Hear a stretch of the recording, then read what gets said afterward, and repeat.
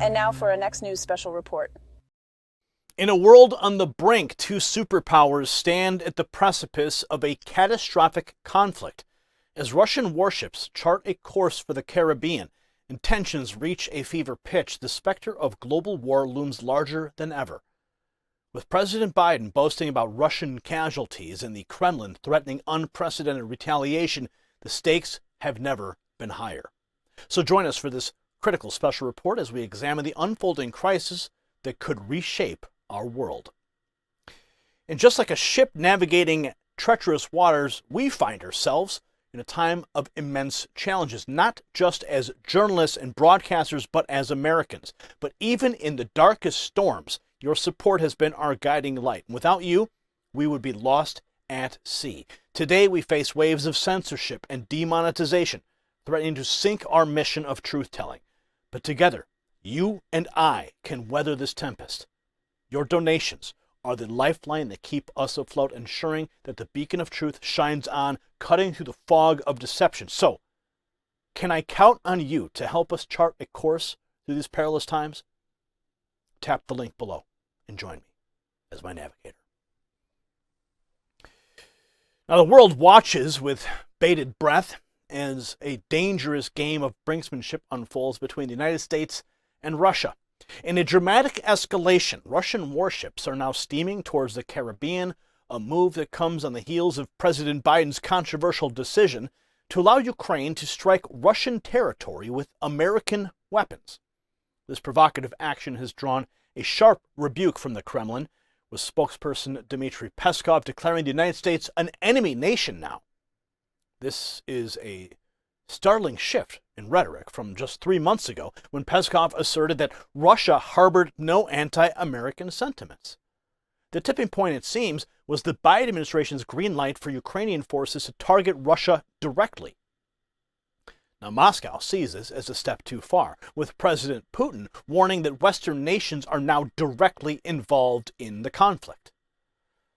In a chilling statement, Putin suggested that if these countries are deemed to be waging war against Russia, the Kremlin reserves the right to retaliate in kind, potentially leading to grave consequences. Listen. In the end, if we see that these countries become involved in a war against us, what they are doing makes them directly involved in a war against the Russian Federation, we reserve the right to act the same way. Overall, it leads to some serious problems. Now, in response to these provocations, Putin has vowed to bolster Russia's air defenses and ominously hinted at the possibility of arming Western adversaries. Reporting on these latest developments, First Post News confirms the escalation, noting that Russia is sending combat vessels to America's doorstep and may deploy aircraft to the region as well. Listen. He's also going for a show of force. Russia is sending combat vessels to the Caribbean Sea, to America's doorstep. Russia will participate in naval exercises in the Caribbean, along with Cuba and possibly Venezuela. Russian aircraft may also be deployed in the region and won't stop there. Here is what US officials have said, and I'm quoting, "We anticipate that this summer Russia will conduct heightened naval and air activity near the United States. These actions will culminate in a global Russian naval exercise this fall." Now, Russia regularly conducts drills in America's backyard, but this time they're expected to be quote-unquote heightened. And the drills will continue for weeks, if not months. This is clearly muscle flexing. Russia wants to show that even while it is busy with Ukraine, it has firepower to spare, and that it can hurt any enemy anywhere in the world. All of this posturing is reminiscent of a different era, of the Cold War, when Russia and the US were constantly on the brink of war, and the rest of us were hoping to not be caught in the nuclear fallout. Yeah, nobody wants to get caught in the nuclear fallout.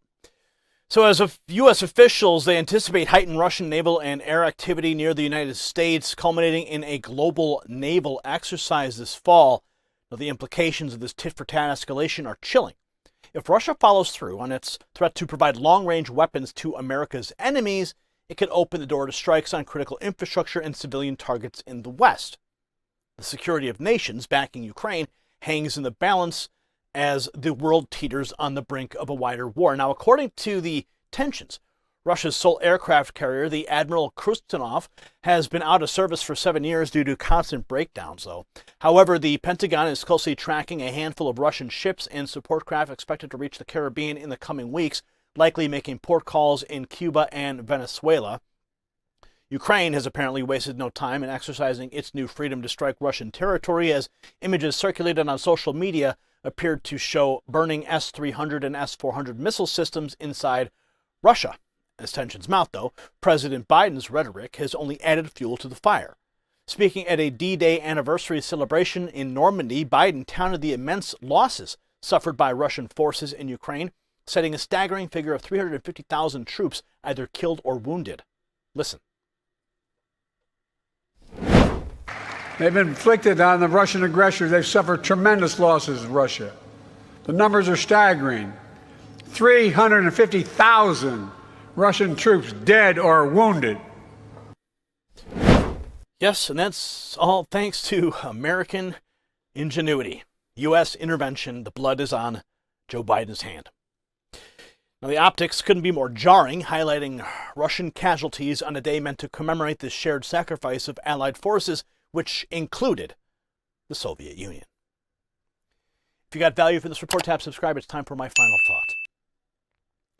The escalating tensions between the United States and Russia should serve as a stark warning to all of us. As the conflict in Ukraine threatens to spiral out of control, drawing in global superpowers, the specter of a larger, more devastating war looms on the horizon. So it's imperative that cooler heads prevail lest we find ourselves on a path of no return. The decisions made in the coming days and weeks may well determine the fate of nations and the future of our world. So let us hope that wisdom and restraint guide the actions of our leaders, for the alternative is too terrible to contemplate. Congratulations, you made it to the end of the video. Now keep up your quest for truth with this next news report. And if you found our channel enlightening, join the millions who agree with you. Tap subscribe. Thank you for watching the Next News Network.